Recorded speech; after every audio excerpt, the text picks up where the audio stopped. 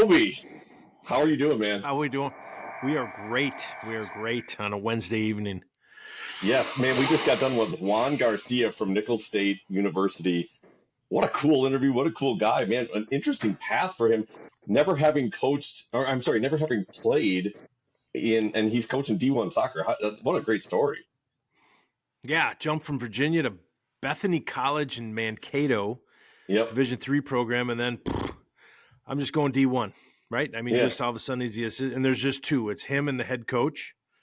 Yeah. Small school down in Thibodaux, Louisiana, 5,200 students. But man, it was interesting to hear his take on recruiting, the money aspect of college between scholarships, how they handle them, the difference on academics, how far they travel, what they look for, difference between ECNL, GA, and then USYS.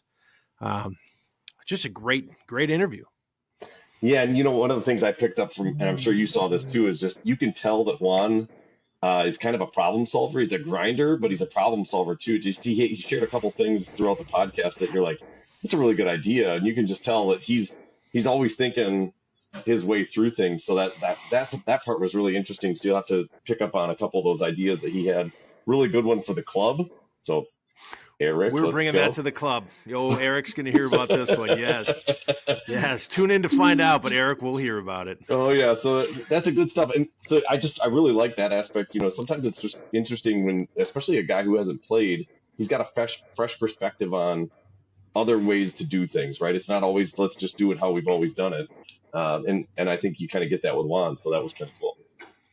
Yeah, what's amazing is he went from his niece's rec team to starting a club to coaching D1 soccer. Like that's unheard of in any sport, in anything. Because usually by the time you hit club and you've done it for so many years, you're burnt out. You're like, I hate everybody.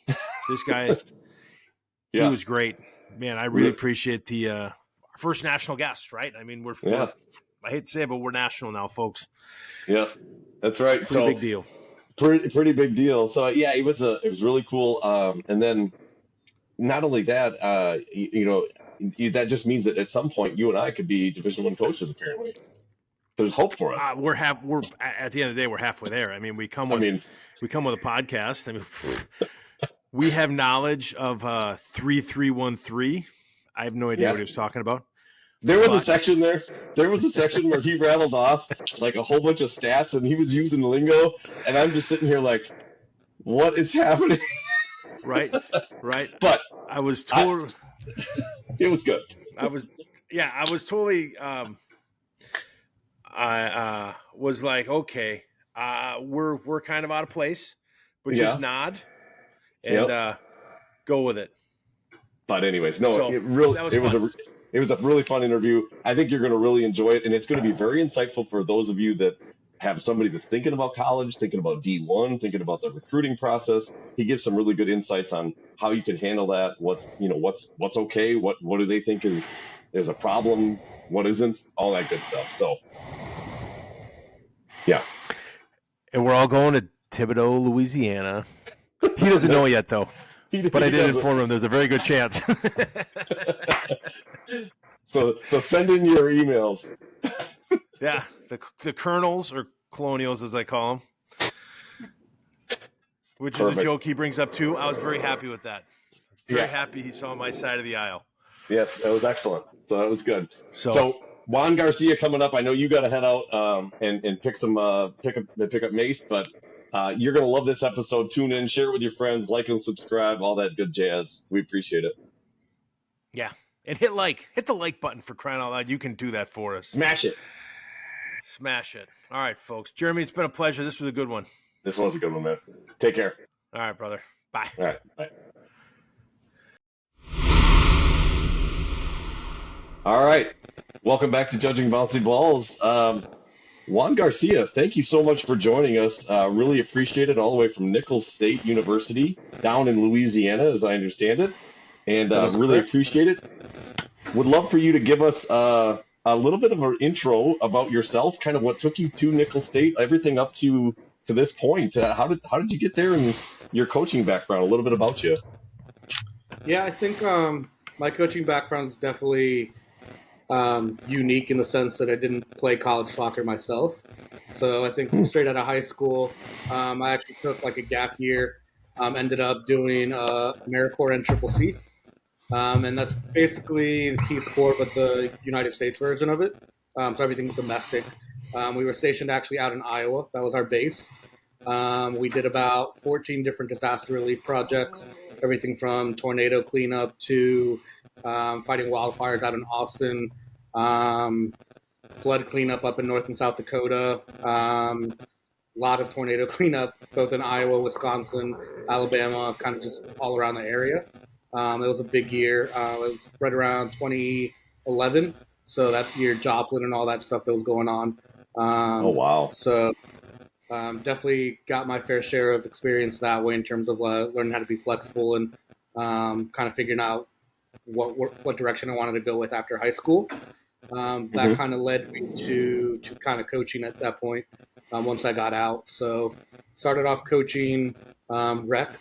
My little sister was playing at the time, so got involved coaching rec that way. And then kind of from there, one thing led to another. I found I really had a passion for it. Ended up working at an indoor soccer place for a little bit. And from there, I was in charge of everything from running the leagues, tournaments, got involved in personal training, so like running our academy sessions and stuff out of there. And we ended up having a really good group. Um, from there, got into club soccer. Club soccer went a different way with the politics and everything that was kind of going on. So actually ended up starting up my own club out in Virginia, kind of breaking off at that point. Took the girls that I had from rec into club when they were U10, and we started our own club with 13 girls. Kind of grew it to over 150. Just Wow. pretty much me doing everything from website creation, jerseys, marketing, budgeting.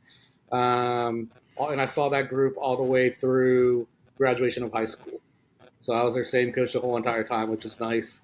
Got to see Hmm. them grow. That kind of really challenged me in order to kind of get better as well and be like, hey, what does this group need now? This group is getting really good. What do I need to make sure that I add to my repertoire, my toolbox in terms of licenses and kind of growing and watching games and stuff that way as well. We ended up with one of the first futsal programs in Virginia. We ended up actually implementing futsal training year round as part of our program. In the winter, man, we'd take our three teams that we had that were from club, and we'd split them up into 8 teams. So we'd be at the futsal facilities all day, just to make sure Wow. everyone's getting games, everyone's getting touches. From there, I got opportunities to kind of run some academies, some summer camps at Super Y with Washington Spirit. Ended up being a DOC for another local club out that way in Virginia as well, while still coaching high school as well, since my group started in high school. So, and actually ended up coaching on the boys' side for the first 5 years of high school, and then got the opportunity to switch over to the girls' side and kind of really grow from there. But we got to the point where my O4s, which was our last group, we started with O1s. Our O4s were going into college at that point. We got them all with the college program, recruiting program that we started as a club. We ended up getting about 27 girls in those last 2 years placed on college rosters throughout the country, D1 to Wow. D3. So for a little area for our little club, that was fantastic. We ended up top 10 in Virginia for most of the time while we were there. We'd get invited to showcases to play under different clubs just because they didn't have rosters to fill, teams to fill in those areas. So we kind of really grew our name for ourselves that way, which was nice. And then Hmm. once that last group, that '04 group, was ready to graduate and kind of go into college, I knew coaching in college was something I always wanted to do. So I figured instead of kind of starting over, going to find a different club or seeing where we're at, I watched my whole thing with this group was be as loyal to them as they were to me. They took a chance on me when we first started with 13 players, and we kind of grew the whole thing out. So I wasn't going to leave them to go to a different club. Once we kind of saw them through, then I kind of saw my opportunity to kind of start throwing my name out there, see if I could get an assistant job at a couple colleges. Just through networking and stuff, I ended up at Bethany Lutheran up in Minnesota, up in Mankato. D3 school.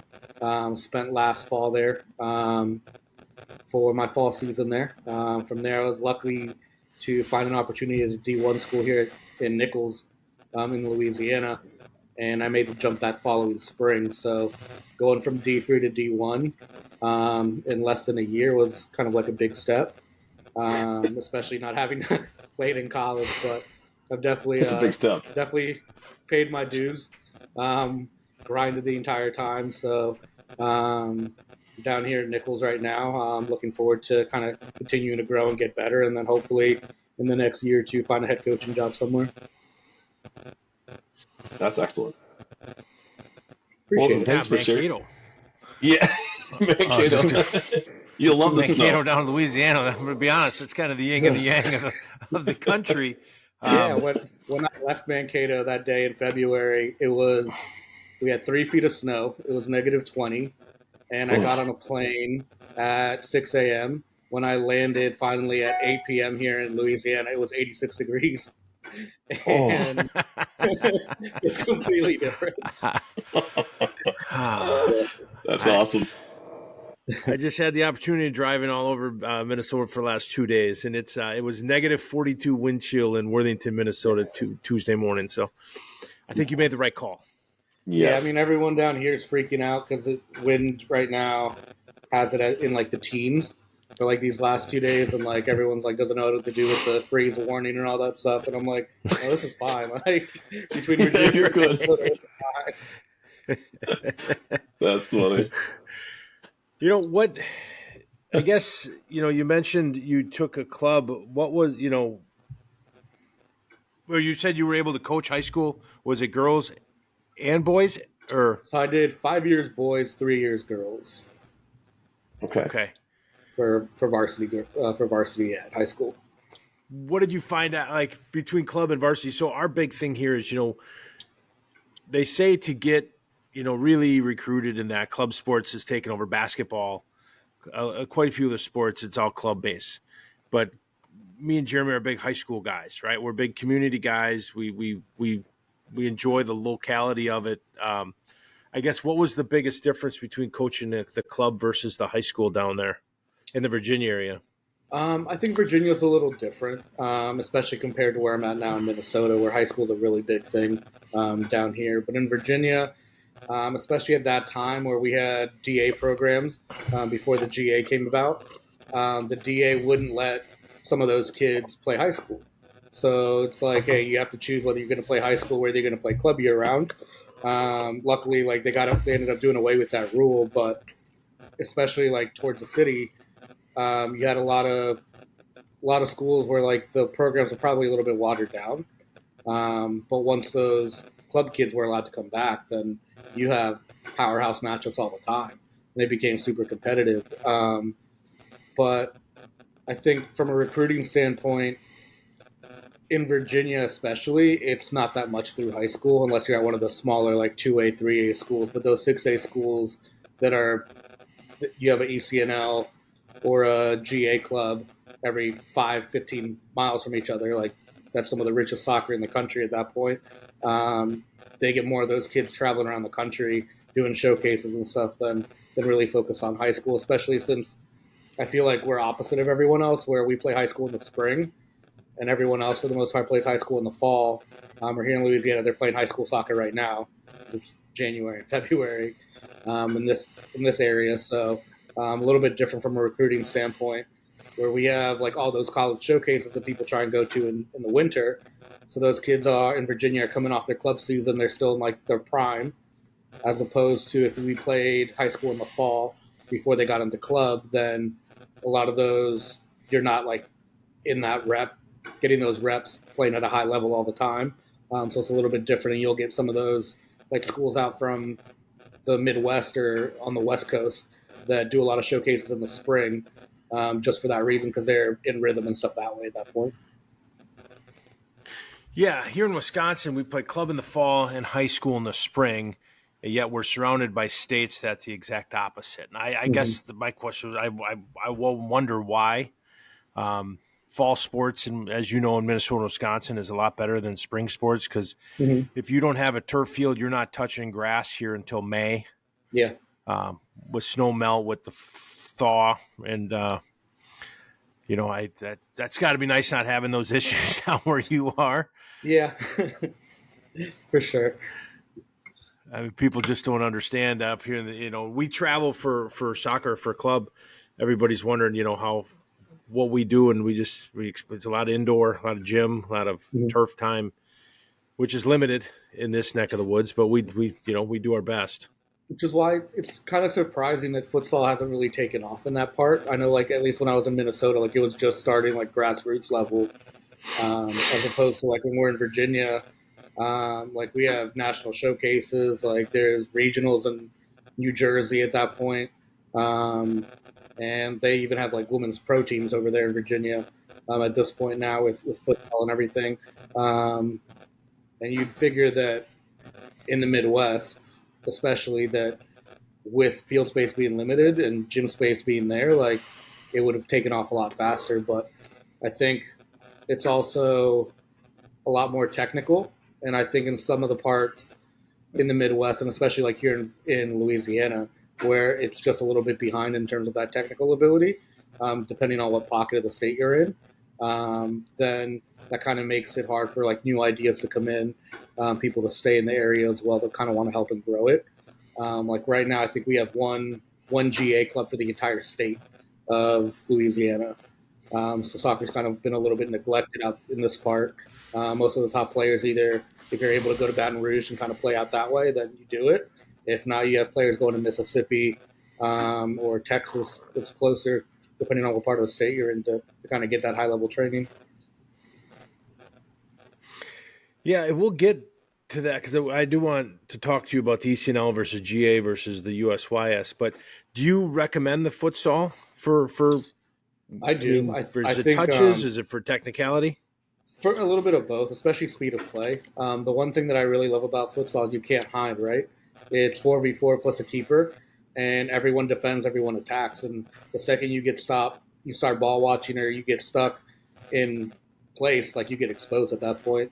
Either your team is playing down or you just can't keep up. So you either learn to adapt or you kind of end up not being able to hang at that level, especially with them removing a lot of the physicality out of it. After 5 fouls, it's PKs the rest of the game. So at that point, like, you really have to learn technical ability, speed of play, how to react. And I think one of the biggest things that hurts players right now is their ability to move laterally. And I think futsal does wonders for that. Interesting, because I know Milwaukee's picked up, but then once you get Chicago, St. Louis, that's where there's a huge following for futsal, is what I've been told. We've gone to indoor training kind of year round, so we really don't take the break that maybe the futsal would deliver, but it's not a big, to my knowledge, there's really not much here in the Green Bay, at least Northeast Wisconsin, for that. Yeah, and it's definitely, I have the pleasure of learning under some of the best coaches for futsal. The guy I grew up with out of Arlington and McLean that did personal training and stuff with us, he helped run one of the women's pro teams, and now he's the assistant coach for the women and the men for futsal for the United States. So, like, we learned futsal from some of the best guys in the country. We actually had, from my club team, we put 3 girls as alternates, and 1 girl actually made the national team pool and got to go play in a tournament at the 16 level. Wow. So, like, when we play it, we play it fast, and that's kind of some of the training I've added here at Nicholls in terms of, like, working one-on-one with players on the side. Is we'll do everything with a small ball, with the futsal ball, kind of work on foot skills and stuff that way. And I think when I eventually get a head coaching job, like, that's going to be part of our sessions once a week at least, year round. That's fantastic. Tell Nicholls State. Where's Nicholls State? So we're at the bottom of the boot. We are probably about 45 minutes from New Orleans, about an hour and a half from Baton Rouge, about an hour and a half from some of the other bigger cities in Louisiana. About 4 hours from Houston, about 5 hours from Florida. So kind of in a good location in terms of that. Humidity is about 80% year round. Usually gets to about 90% in the heat of the day. Um, yeah, for the most part. So, like Sounds amazing. with the weather, with the freeze warning, like it didn't rain, but just because of the humidity, it looked like we had like waterfalls on our cars the other day, just because of all the like condensation that came out. Just icicles everywhere with no rain anywhere. So it was fantastic to see. Now, is it Thibodeau? How do you Thibodeau, pronounce yeah, city? Thibodeau. Thibodeau. Jeremy was right. I knew it. And then what is your mascot? A colonel, so like a guy with a sword. Okay, we were trying to figure that out too. Interesting mascot. Yeah, definitely colonels, but I get stuck saying colonels all the time just because I read it that way. But it's definitely a colonel. For 10 minutes before you came on, I'm like, it's colonial. And he's like, it's colonel. I'm like, there's no R. Yeah. And I'm like, I know. I'm with you. So yeah, man. Now, what is the conference that you guys are in down there for soccer? We're in the Southland Conference, so we have our schools, a lot of Texas schools. So we'll have Texas A&M Commerce. We'll have Texas A&M Corpus Christi. We'll have Houston Christian. Now I'm just trying to blank on the rest. Southern is in Louisiana, and then a couple other schools out that way as well. Okay. Trying to just piece it all. Now, do you have a football program? We do. You do? We do. And that they're also Division I? They are. They actually won the conference this year. Oh, fantastic. Because I did look up your school, about 5,600 kids, trying to do some research. Mm-hmm. What is your biggest, when it comes to recruiting, on the size of your school and what you guys have to offer, where do you start recruiting? Like, is it locally? Are you recruiting showcases? Are you based on your ID camps? I guess, A where lot do of you it start? based on our ID camps for sure. That's where we kind of are able to talk to players one on one, give them evaluations. Usually, when we have our ID camps, our players are involved as well. So they'll kind of get to see what they look like going versus college players, which is nice.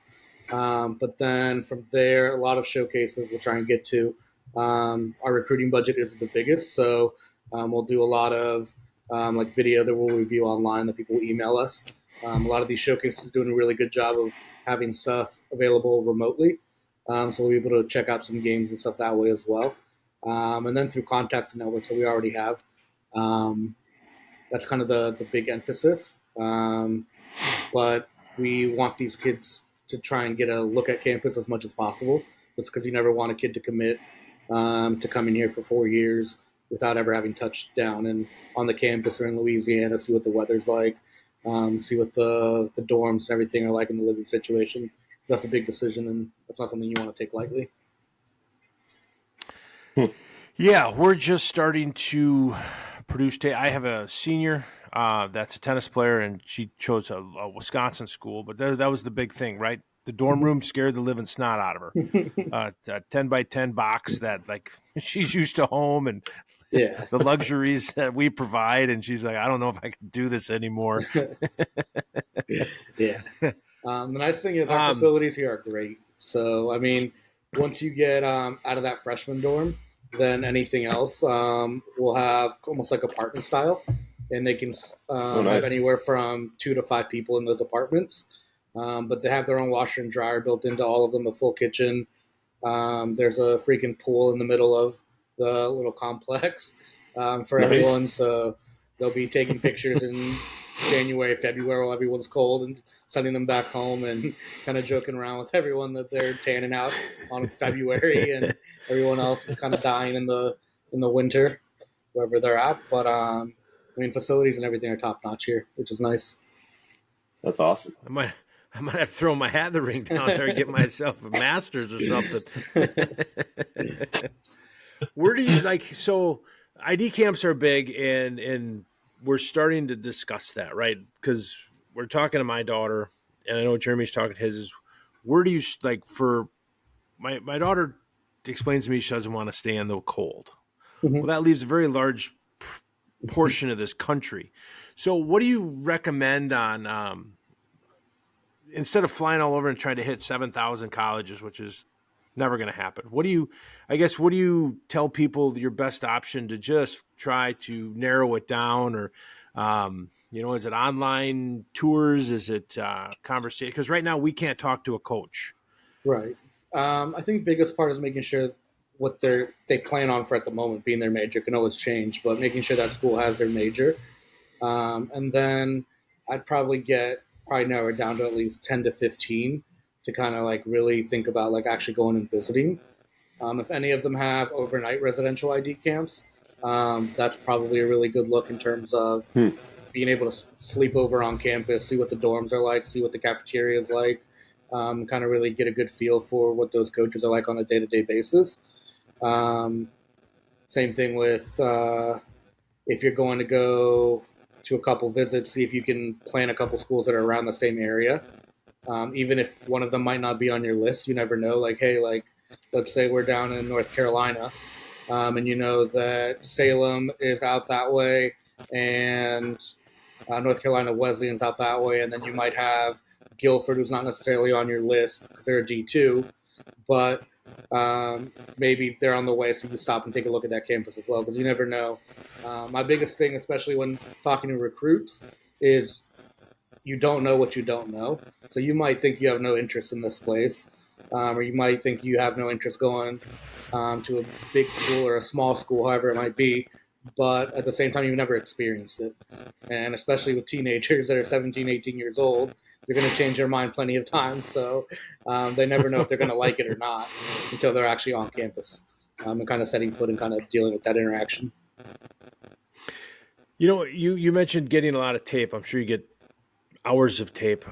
Is the best thing to do for a kid or a daughter or whoever to send you the tape?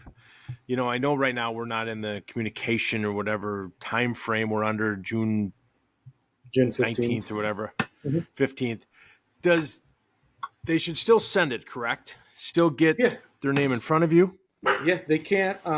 We can't reply back. I mean, in terms of like reviewing the actual film, but we can send back camp info and stuff like that. So usually it's best to kind of send that information along and send it multiple times. Every time you get a new one, every time you get a new highlight film or anything like that, to go ahead and send it, just to kind of keep it top of mind for us, especially with the amount of emails that we get. But yeah, I mean, the more I would say, especially in regards to that film, make sure your best highlights are there first. Don't try and bury it a minute and a half in, but have it be that first thing that's going to catch your eye. Because I'm going to sit here and watch 30 different highlight films that are 3 minutes each, I'm going to get pretty bored after the first 45 seconds if I don't see something that I like. I was going to say, from a coaching perspective, how is that? Like, that's got to be at times. Do you ever just have to step away and like, I'm just not in the right mindset for this right now. I've got to go take a break and do something else. Oh, for sure. Like I'm super organized where like I have to block out my schedule all the time. So like I know like, hey, I'm going to spend 30 minutes this day doing this, just reviewing film, so I can kind of be in that mindset ready to go in. Otherwise, like I'll get too distracted. I'll be trying to bounce all over the place, and I should be focused on the film, and I'm sitting there thinking about the schedule or practice for the next day, something like that. Can they make or break an opportunity at a college in that first 30 seconds? Like if the film is bad, let's say a kid does a film and they send it and it's not very good. I mean, and you go through it and all of a sudden you're like, right? And you're like, this is terrible. Boom, delete, moving on. Like do you remember names, or if that let's say that child or that kid now has the opportunity to do some decent work and send it back in? You're not remembering names, right? I mean, or No. are they burning bridges from day one? No, they're not. I mean, you can always improve and kind of get better that way. But I mean, at the same time, it's especially at this level, at the D1 level, at the D2 and D3, you can definitely get away with it a little bit more. But at the D1 level, when I'm getting 100 a week, and you don't stand out in those first 45 seconds, like it's tough for me to kind of sit there and watch the rest of the 2 minutes of that video. Yeah. Do I'm assuming you take your roster and you look at what you have coming back, you look at what you've lost, and are you specifically looking for position? Are you looking for soccer players? Are you looking for athletes? What is your main first look? It's tough. It's going to really depend on who you talk to at that point and kind of where the program's at. Um, right now, I think ideally we would be looking to replace positions that we're losing. So, like if we know we're going to be light on wingers or light on outside backs, that kind of would be the position that you'd be looking at. But like we're coming off of a rebuild at this point. So at this point, you're just looking for difference makers where we're at. So whether that's a center mid, whether that's a forward, whether that's a goalkeeper, like at this point where we're at right now, in terms of trying to produce wins and kind of get better that way on the field, and kind of flip some of this roster over, then at this point you're taking best player available, and then it's our job as coaches to kind of make it work on the field. What has the transfer portal done? Because we did. So my daughter and a couple of us from our club did the UW Milwaukee camp, and the coach did a really nice job of sitting down with the parents and just kind of talking about the portal and how kind of the numbers of how all these kids enter the portal thinking they're going to better themselves, when in fact the number is 2 in 10 to 3 in 10 that actually better their situation. Are you guys looking in the portal for players? Or are you looking at everything? We're looking at everything. I think the problem with the portal is that there's no guarantee, right? So, I mean, just because you say you're leaving and you're going to enter the portal doesn't mean, A, you get picked up, or 2, you find a school that you want to go to. So, I mean, you might not be playing here, but you get picked up at a school, let's say in South Dakota, and you hate the cold, like, now what are you going to be miserable for the next 3 years as well? Like, you might be playing, but like the rest of your life, you're going to be upset about the fact that like you left warm weather for cold weather. So like, there's no real guarantee. I think some of the schools in our conference do a really good job in the transfer portal, in terms of kind of getting those those kids that have graduated and are kind of looking for that one extra year, or some of these internationals as well that like kind of hop in that portal, or kids coming from top programs in the country that are kind of looking for a little bit more playing time. Then they're going to go to these schools. But when you struggled for the last 10, 15 years, like our program has down here before I got here as well, like it's going to be tough to attract the top talent from that portal as well. When they kind of look at your record and kind of see some of the struggles and don't have the chance to kind of see the direction that we're going in or kind of the plans that we have for the future, to even get a phone call back or an email back is kind of tough at times. Have you seen the? I know in the men's game, doing there's some great Twitter pages out there on soccer and college soccer, but the men's game seems to be really being overrun by international players. Yeah. How internet and on the women's side, I don't think that's happening. Do you see that going down the road, or is the men's just because you read some of these teams? I think Marshall had like 75% of their roster was international, and they had men that were 24, 25 playing for them.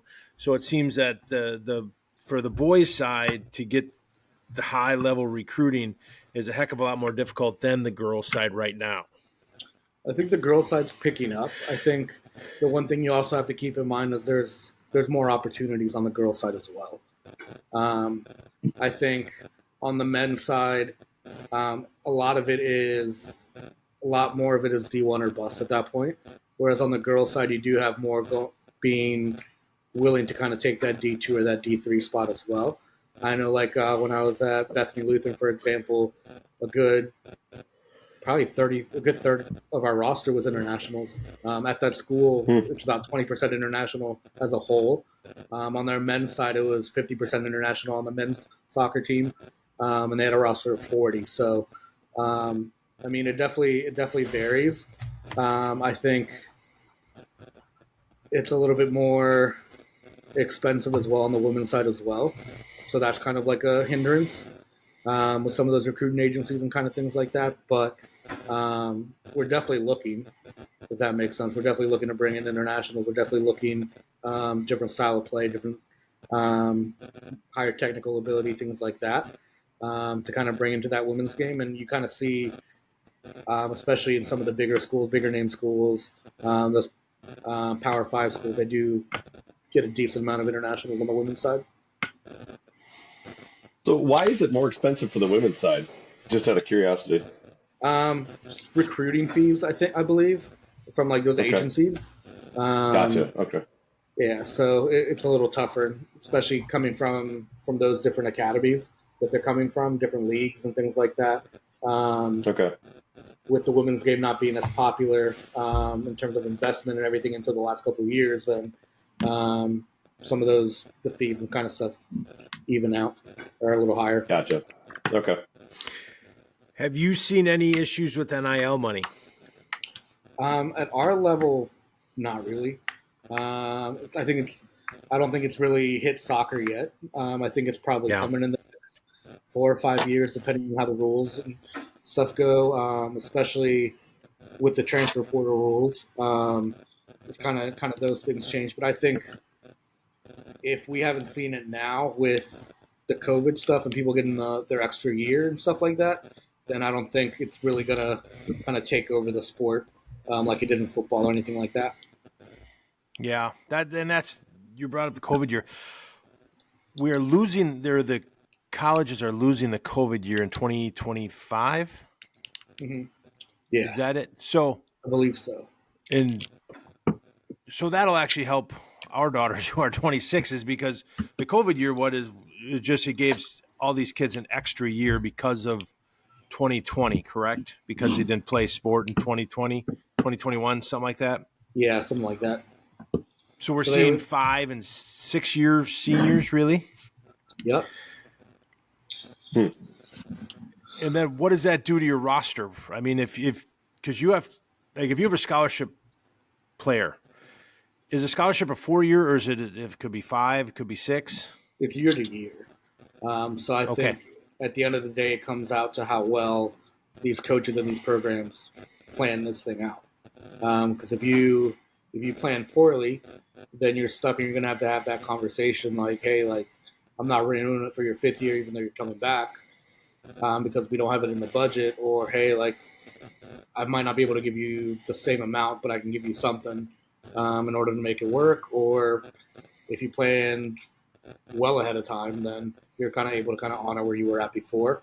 But those scholarships are year to year, so they can be changed at any time. So if you come in with your freshman, you're offered a scholarship. Because how many scholarships does the women's soccer team get at Nicholls State? Or like full scholarships, right? Based on full? So we the way it kind of works is you get a set amount. So we're not fully funded. So while one school might get, I believe, fully funded, you get 13 or 14 scholarships. We only have 10 and a quarter to kind of play Okay. with. So it's definitely not an even playing field in that regard. So we have that money for that 10 and a quarter, and then we can divide that however we want in terms of how we give out scholarships and stuff that way. Now, the benefit that we have is we haven't raised tuition in the last 7 years. So we're one of the cheaper legal? schools. Because around here, it always goes up. We're one of the cheaper schools in Louisiana. And I think from a recruiting standpoint, that's kind of the direction that we're looking to sell in terms of bringing in out-of-state players and kind of upping up our Big roster deal. talent that ways. So as an athlete, you get out-of-state tuition waived, and you get in-state tuition Wow. as an athlete. So, and then even though like our nursing program, anything in like kind of that STEM area is kind of like what we're really known for. We have one of the top 5, top 3 in the area in terms of nursing. We're still half the price of any East Coast school that I know. You're paying year round for our top program. You're paying about 21. So that includes room and board and everything except for books at that point. So Yeah. At that point, you get, let's say you have really good GPA, you get really good SAT or ACT scores, and your academic award is anywhere from, let's say, 3,000 to 7,000. That's a third of that, of your tuition at that point. And Mm-hmm. then we can come in with a 30% scholarship, which would be like $6,000. And then at that point, you're paying between 5 and 10 grand for the year, depending on what major you're at. Sold. We'll take So, it. Yeah. No need for tape, Juan. No need for any recruiting. Just send the paperwork, buddy. but like at that point, like I know kids that I have friends that have daughters that are playing up in different states, or like you go to New York or somewhere, like you're starting at 30, 40 grand Yeah. before you get any scholarship or anything like that. Same thing in Virginia.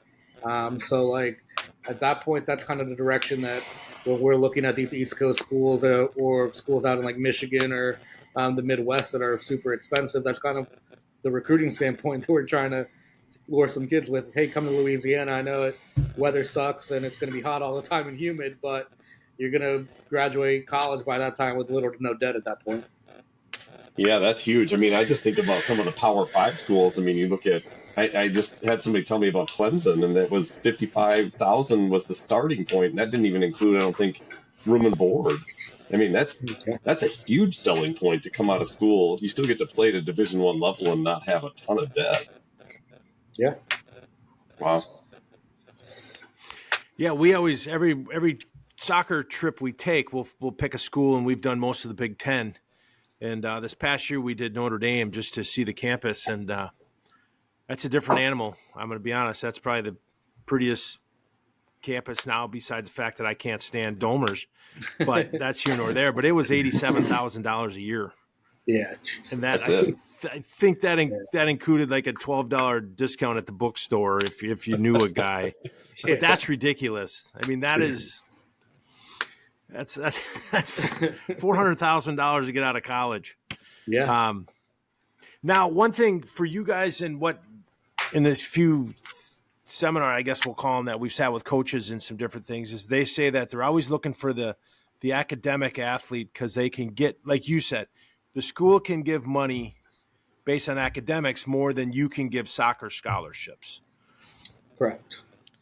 So if the kid can get if you can save some of the scholarship because the school's giving money for academics, that's a plus for both the program and the kid. Absolutely.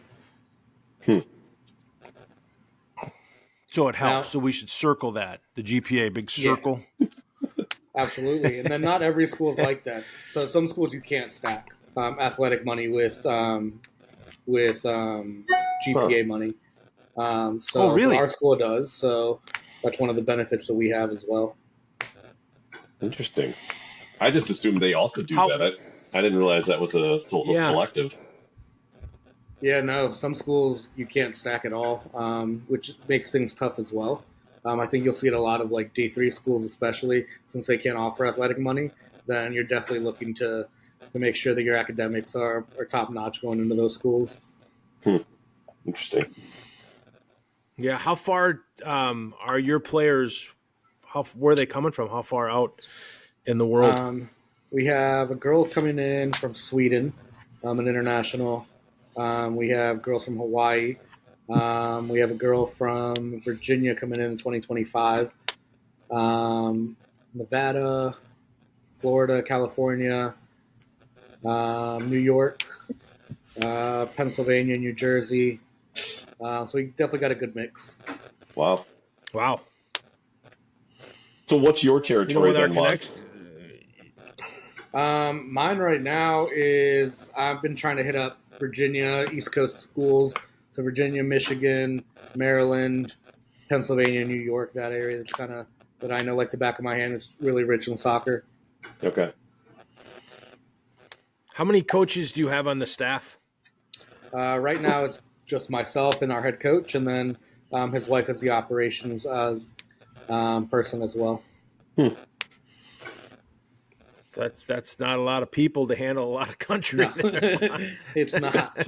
But for 2025, we're pretty much already almost done. We're only going to need about 4 or 5 players And we got a couple on the watch list, one with an offer already. And then my focus right now has been on 2026s. So going through social media, kind of combing out accounts and being ready to talk to them come in June. Interesting. So that's a great thing. So you guys are starting to go 2026.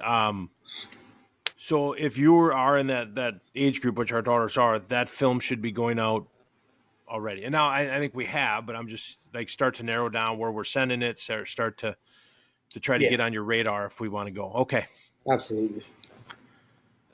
So, Huh. just out of curiosity, Juan, how does a place like Nicholls view Wisconsin soccer or Midwest, like Minnesota, Wisconsin, Illinois? Like, what's the general perception about soccer out of Wisconsin? It's definitely growing, especially me being a little bit familiar that way with my time over at Bethany. I saw all the clubs and worked in some of the clubs out in Minnesota, so kind of saw some of those showcases. Been out to was able to do some of the college showcases that they invite different coaches out to, like the exact camps and the rush camps and stuff like that. Out in Iowa, out in Minnesota, out in Wisconsin as well. Just kind of see some of that soccer. I think it's a little bit more physical and a little bit focused on the athlete at that point in terms of being a little bit direct. But you can see certain clubs really trying to kind of play everything to feet, kind of move everything quickly and kind of pick up that style of play. But it's just different, getting people used to different styles of play. Okay, I could see that. The big thing, and you had mentioned it, and it's well known in the club. You know, you have ECNL, you have GA, and then the USYS, which we are in the USYS, E64 league. You know, the ECNL touts their chest as they're getting everything from every scholarship out there. And then GA is kind of little brother to ECNL, that they're fighting for every little crumb. And then there's USYS, which I don't know where that lands. What do you see as a college coach? Are you strictly looking at one avenue, or does that matter to you at all? I think for where we're at, we can't be picky, if that makes sense. Yeah. There's definitely players that can play at different levels, and you can find someone playing in that national league, that 64 league, just as easy as I could find someone on ECNL RL or GA or regular ECNL. I think a lot of those teams in that 64 league or in that ECNL RL league could probably hang with some of the lower level GA teams or some of the lower level ECNL teams based on demographics, based on what team you're playing. So obviously, the top team coming out of Virginia is probably going to do pretty well, but the eighth team out of that age group would probably be a little bit closer to what some of these E60 or what some of these 64 teams or some of these lower level GA teams. So I mean, it's all subjective. You're going to have players that can play at every level. The thing that you have to look at is kind of know what kind of player you're looking for, for your team, and kind of identify characteristics that you want that will translate no matter what. My job once you get here is to make you the best player you can be. At that point, like, it's on me to help develop you and make sure that you can kind of hang at this level based on when we brought you in.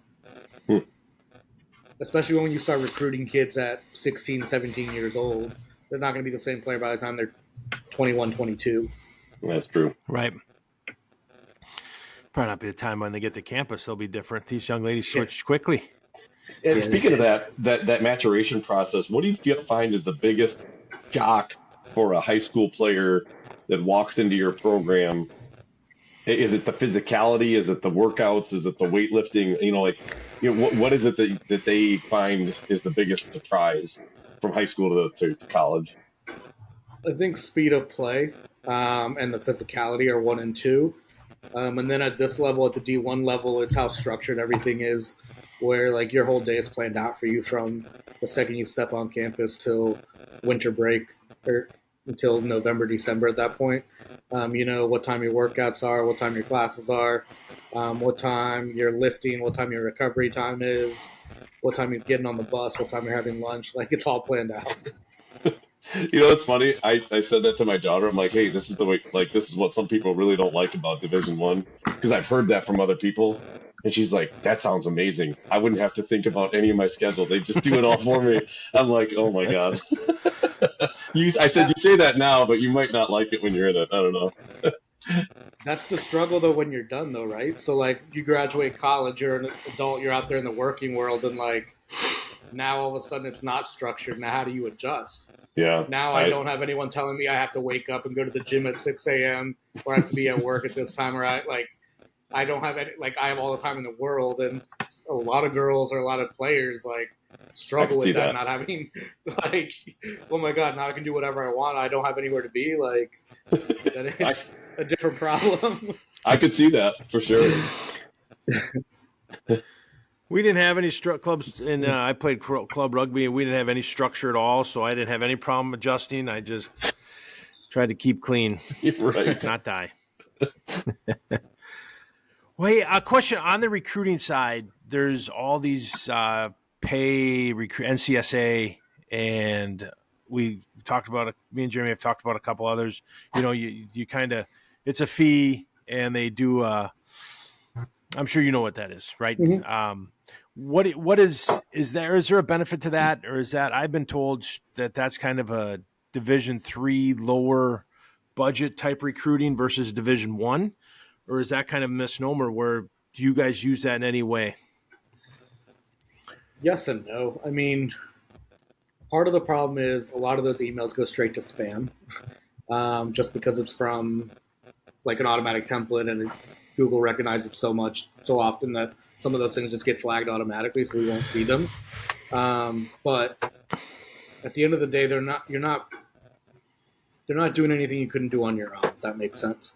Okay. So if you are not willing to put in the work yourself and you kind of want that boost, or you don't know what you're doing, it's kind of pretty helpful that way, just because you get templates and you get you can kind of see roster size and all that stuff. But at the end of the day, if you are really serious about it, then you can kind of find your own way to get about it without having to use one of those services. It can be just as effective. Okay. And that's kind of the route I know that we're choosing to do, is for my daughter to do her film, to get it out there. It's kind of her deal. It's not my dream. And just there to help. But these technology today, it's beyond me. These computers. Yeah. We used to have floppy disks, right? I mean, you put in a thing. Nowadays, I'm like, where do we store this bad boy? So I'm in the dust. What we were able to do my last year with that last group coaching club is like all my focus was on this group, right? So our website, we had a whole page dedicated to all of our players, and everyone was listed what their major was, what their GPA was, and a link to their video right there. But then we took it a step further. We took one of these kind of like link trees, and you see all these like barcodes and everything that everyone has, like the square ones, those QR codes. So we actually took it a step further, and we took one of the contact apps. I believe it was like Link, where like people use for like business cards to like exchange information and everything. I built a main page for our club in there and listed everyone as like an employee, all the players with their pages and everything, and then each one got their own QR code. So with the QR code, not only would we put it on like the brochures and everything that we would hand out, but we actually got the QR codes 3D printed and just put them on their jersey, and then they had the QR code that they could save to their Apple Wallet.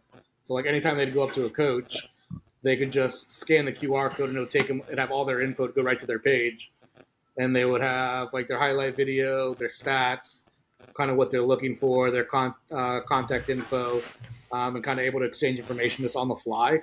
And coaches seemed to really love that when we were at tournaments, and they'd come out, hey, like, you want to talk to this player, and they just scan it and they have all their information there. They don't have to sit there worrying about a brochure or taking down notes or anything like that.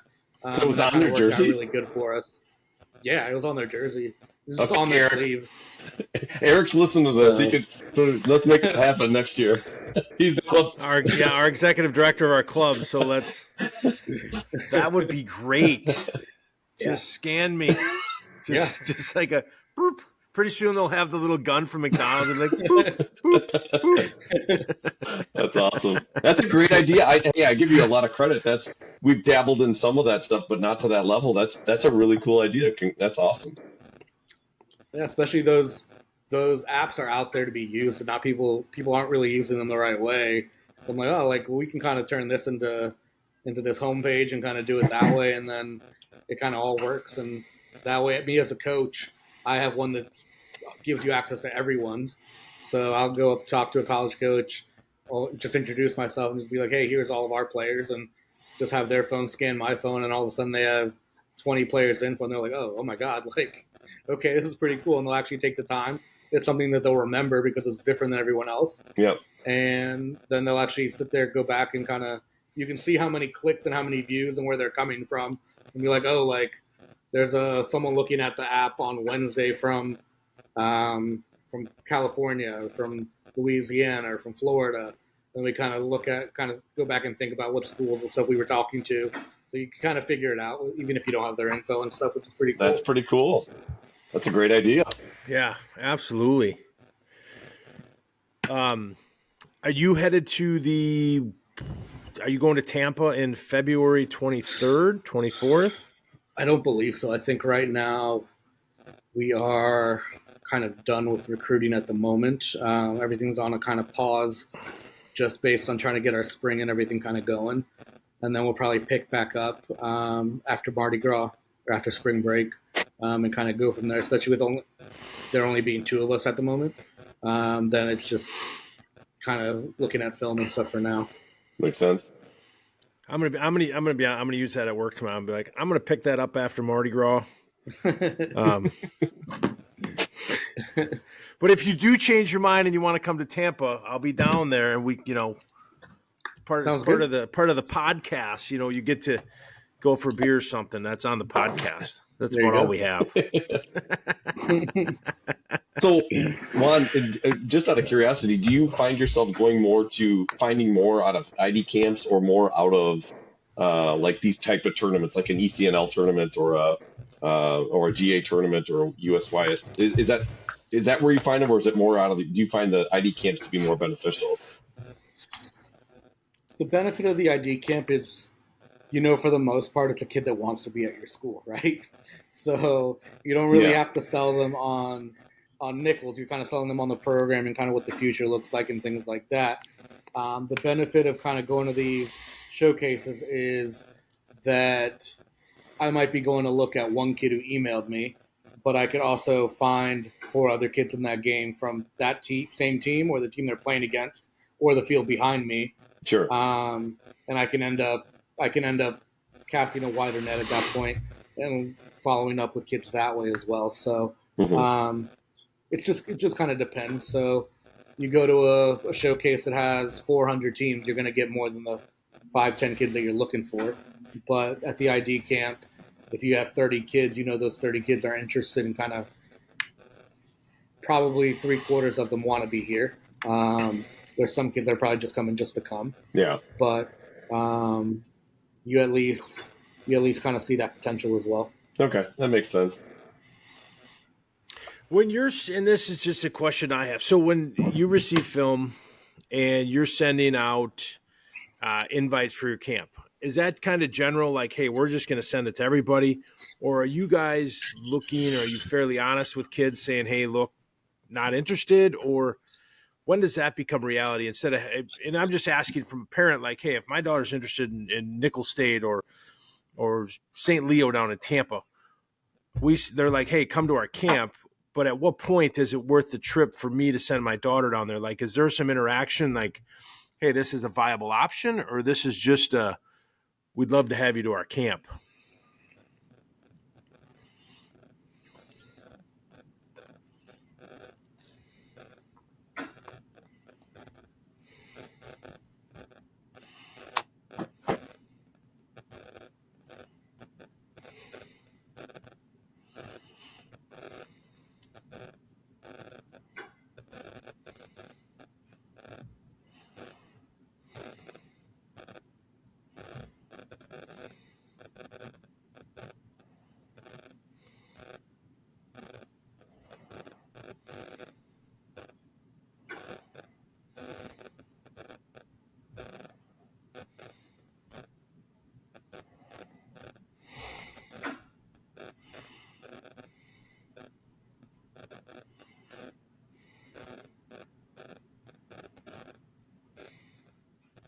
Oh, Well, that's not good. We'll just wait and see if Juan can jump back on here real quick. But yeah, that's a bummer. Man, a lot of good stuff so far. he's the Coming back here, so square's yeah, back. no worries. He'll be jumping on here in a second. That's what I was interested in too. Is just getting to the point where, like, my question that I want to ask is, when you're personally invited to a camp, that's a really good Yes, thing versus just a general camp invite, right? correct. Yeah, I would assume it's going to be much better if you get that personal invite, because at least it shows from that perspective that there's some interest from the school, and it's not just you, showing up. Now, do they pay your fee if they invite you, or do you still have to pay? I heard they can pay your fee, like your entrance fee into the camp. Gotcha. Okay, that would make sense. But I don't know. That's another. Yeah, you got to be probably pretty good to get that. I mean, it's usually $100, $200. I mean, I'll take it. Yeah, it's usually not too bad. How do we get to see if where Juan is here? Yeah. Oh, we got 2 Juans. It's coming back on the bottom right. Come on. I have a feeling that maybe his battery was starting to go because I saw he moved, and so we might have. Yeah, I probably had to charge it. There he is. Put him into a bad reception area. No worries, it's all good. There we go. Sorry about that. No, you're good. No worries. Hey, so you were just talking about, and I'm very interested in this. So if you invite a player to your camp, like, right, if a personal invite is what you're looking for as a player, correct? Correct. Versus just a general, hey, come on down type of deal. Yeah, so I mean, it could be the difference between me taking the time to shoot you an email from our personal email to me just hitting select all in my camp distribution list and sending it, and then you see it's from a template. Gotcha. That's kind of the big one. How you know? Yeah, makes sense. No, so that's what we're looking for: personal emails. Right. All right, Juan. No, I mean, it's the same way as if your kid's emailing me, right? And they email me from a template, or they don't have the right school name, or they're saying, "Hey, we saw you had a fantastic season." I'm like, "What school are you looking at? We went 117-1. What a fantastic!" Like at that point, like. Delete. I don't know if I'm reading the email or Does not. that happen a lot? I've heard stories about that. Oh, I mean, it happens at least once a week. Really? Wow. Because that was one of the big things. There's a book out there, Looking for a Full Ride. It's by Renee Lopez. And we're trying to get Renee on the show, and maybe a little knock here, we'll get her on. But it explains that, like, literally you need to start with a blank template. Not template's a bad word, but a blank email. Type in the coach's name. Do some research on the school. Take your time, because I can imagine how frustrating it is to get that email like, "Hey, great season, want to play for you," and you're like, "Boop, boop, delete." Yeah. It's like, that's not my name. That's not my school that I'm at. Like, that's crazy. Sometimes you'll reply, "Did you mean to send this to me?" Like, "Do you need me to send it to the right coach?" Like. Oh, that would be so great. Except for the player, like, ooh, cross them off the list. I mean, now it's also happened where, like, the player's quality, right? So you're like, "Hey, like, I know you were meaning to email FSU, but you send it to me. Like, we're interested. If you want to give us the time of day at that point, like, yeah, that's true. It works both ways." It is funny, though, right? Everything changes with talent. You're like, well, I can be coach whatever if you want me to, if you come here. Yeah. Well, just, and we've kept you for an hour. We really appreciate you coming on. This is kind of why we did the podcast, was simply this, right? 2 dads that just like to talk.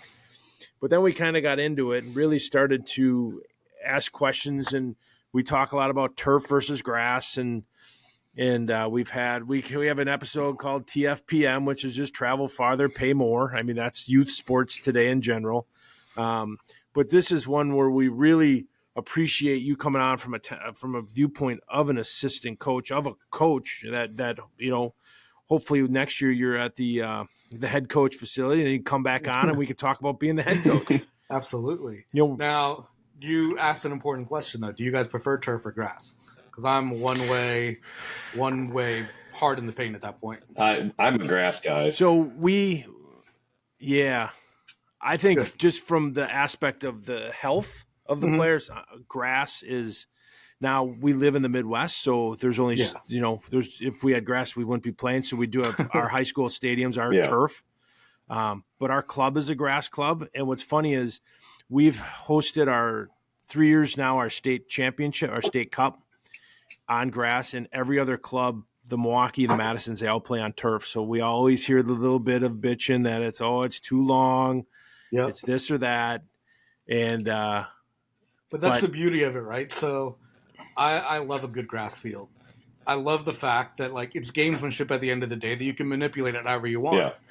So these turf fields are all built pretty much the same freaking size. Yep. So you get a bunch of teams playing the exact same way, like almost like robotic soccer at times, where like I remember for high school I got the option, hey, like what dimensions do you want the size of the field for our team? It's like, okay, well like we know that we're gonna play 3 in the back. We know that we're going to high press, so we're going to go the smallest field possible. We're going to throw off your angles. I love it. We're going to press the crap out of you, and you're going to be frustrated not knowing like how to adjust where your width is, and can you play a different kind of style of soccer at that point.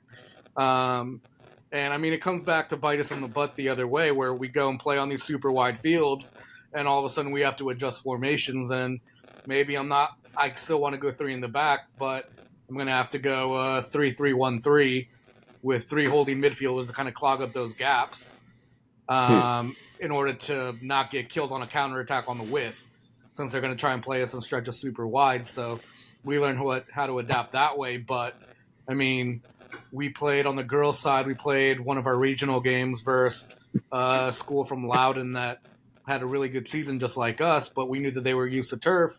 So we knew that the weather was going to be crap, and we tell our AD, hey, don't cut it and let it grow. And it's going to be choppy. We know how to play. Like we know how to play on crap fields. I love it. So we go up 3-0 in the first 15 minutes because they don't know how to react to a bouncing ball, and they're frustrated and like, oh, this field is crap, and like we're flying at that point. So I mean, like. You can adjust it same way, even in the Premier League. Like you go, the old Wembley field was the widest one, 20 yards wider than any other field at that point. Like it changes how you play. For sure. So I mean, like you have to, as a coach, you have to know how to adjust, and you kind of take that as part of your personality of your team. Like, hey, like we don't take it for granted. Like this is what makes us us.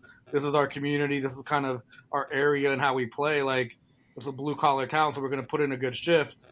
Like that all kind of plays into that identity of that team and kind of how you look to attack things. And everyone can play fantastic soccer when it's 90 degrees out and perfect weather and grass is great or turf is great. But can you play the same way, same kind of passion when you muck it up and kind of learn how to play a different style? Like at the end of the day, like that's what the game's for. Like you can manipulate it however you want. It's all gamesmanship. Can you be a mutter, right? Yeah. You know what's funny is you just mentioned that they couldn't judge the bouncing ball. That is literally how this podcast got its name, because we were sitting there watching kids that couldn't judge a bouncing ball. They would watch it bounce and then it'd bounce over their heads, and we're like, that's got to be our podcast name. So you hit it on the head. There you go.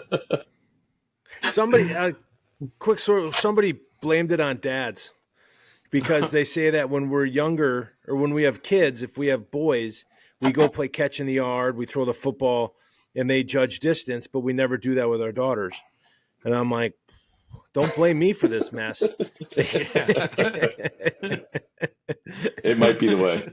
And I only had daughters, so probably neither one of them, But that's crazy because in rugby we were able to manipulate the field because we'd bring a fast team that we'd play and we'd shrink the field down, and it helps you control the wings, it helps you control the width, and it's amazing what a few yards can do. And I'm assuming in soccer too, how to handle that. And well, yeah, especially like we'll play a fast team, and like usually like everyone's counter for if you're going to play like a team that's really fast is, oh, we're going to offside trap it and hope that it works. Like if we don't time it correctly, we get burned.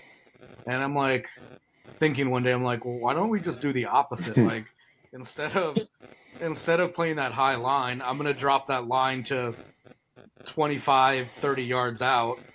So there's no space for you to run in behind me to kill me at that point. If they're going to play the ball over the top and you're trying to play it into the 18, like at the end of the day, like my keeper's there and that ball's got to be perfect. Right. So I'm going to leave a giant gap in midfield knowing that you're going to play it over the top and we're going to have enough time to recover and we're going to take your speed away that way. Like you're going to be onside the entire game, but there's going to be no room for you to run. So how do you adjust at that point? And a lot of teams can't because they're used to just plan A and they don't really have a plan B at that point. I suppose that cuts down on a lot of through balls too. Yeah. Yeah, that's excellent. Nothing's going to be played behind us ever. There you go. See, Jeremy, we're learning about this sport. One day we're gonna be all right. Hey, one of Paul who listens to us, he's a friend of ours. He asked if you can tell if a kid is handling their social media account or a parent, and then if it is a parent, does it hurt your thought of the kid? For me personally, I don't think it bothers me, but I think, yes, there's a way you can tell, especially if everything is posted at like the same time all the time. Like you can probably tell it's someone that's like on a schedule that someone just got off and they're posting it before dinner or like after dinner every day, like kind of taking advantage of stuff that way. But for the most part, you can tell a lot by the interactions. If they're like posting on other people's accounts or the responses back that they get on their account, they're replying back to someone, then you can kind of tell usually if it's a kid or an Interesting. adult. Does it throw you off one way or the other? Like if it's a parent, are you like, maybe they're not our kid based on the fact that is it their dream or is it the parent's dream? Not really, because I think at the end of the day, some kids do need that extra help. At the end of the day, they're 16, 17 years old, like I said. So it might stop me from interacting with that post a lot, but that wouldn't keep me from like keeping tabs on them. Interesting, because everybody says, don't, if you're a parent, let them do it, blah, blah, blah. But that's good to know. Maybe I'll help a little bit, even though she doesn't want my help. Nice. Well, do you have anything left for us? You'd like to add, or you'd like people to know about you or Nicholls State or anything like that? I think at the end of the day, like, just don't be afraid to reach out. I mean, even if, especially when you're setting up phone calls and you're kind of first going through that recruiting process, don't say no to anyone in those first few months, even if it's a school that you're not interested in or you don't think you might be interested in. One, like I said, you don't know what you don't know. Maybe that coach you end up having a really good relationship with that coach, or they can kind of help recommend you to someone else. But also just get the nerves on the practice out, right? Like, I can't tell you how many times, like, I've been the first person one of these kids has talked to at that point, and it's just trying to make them feel comfortable, trying to help them out, knowing that it's their first one as well. And just kind of, even if my job at that point is just to help get them ready later on for the other coach that they're talking to that they really want to talk to later on, or different school that they're going to end up at. Like, if that's my part on their journey, that's my part. I'm okay with that. But it's just trying to help that kid out to help them play soccer at the college level, because there's definitely room for almost everyone at this level, whether it's Division I, Division II, Division III, NAIA, JUCO. Like, there's a place for someone if you really want to play. So don't limit yourself right off the back by not knowing what you don't know. Makes sense. Plus, you never know where, like, you're an assistant coach today. You'll be a head coach maybe tomorrow, right? So you don't want to burn a bridge. You don't want to do anything else because you could transfer to a school that makes sense for a kid. Yeah, and like one of our players that we just signed, I'd been talking to since I was at Bethany. Wow. And like at the end of the day, like the opportunity came up from D3 to D1. I was actually the very first very first coach that she talked to and very first visit that she came to Bethany. And I ended up being her last as well, where she came to visit us at Nicholls, and then we offered her a spot and she signed that day. So 2 years apart, but it was first one and last one at the same time. That's cool. Schools. So at the end of the day, the relationship I build with them is genuine, and they know I want to help. So even if they're reaching out, asking me about a different school and what I know about their program, like I'm more than happy to give them some advice and kind of let them know what I know. I'm never going to talk bad about anyone at a different program or a different school, but I can just kind of guide them in one direction or another in terms of helping them find the facts and knowing what questions to ask and kind of seeing what red flags or green flags they have for them and kind of what they're looking for in the process. That's pretty cool. Yeah, absolutely. Well, we really appreciate it. Hopefully one day our paths will cross at a tournament and ID somewhere down the road and we can introduce ourselves. At least just to say hi. We really appreciate you coming on. This has been a ton of fun for us. Been great. Hang on for a second after we hang up. There's a technology's got to upload a little bit, but yeah, have an awesome night and good luck in the future with potential jobs and all the recruiting. Appreciate it. Thanks, guys. Get a couple more wins, would you? Yeah, we'll get there. All right, hold on 1 second. Yep. All right, it is stopping here. Wait, it always takes a little bit. For some reason it takes a little bit just to upload. And we're off of Facebook. Perfect. And usually we don't have to do anything after the fact, so that's good. One of our biggest issues, Juan, is we start talking and we get to about the 20-minute mark, and I'm always like, oh, my God, how are we going to finish this hour? What are we going to talk about? And then we go an hour and 12 minutes, and I'm like, I can talk for another hour. Yeah.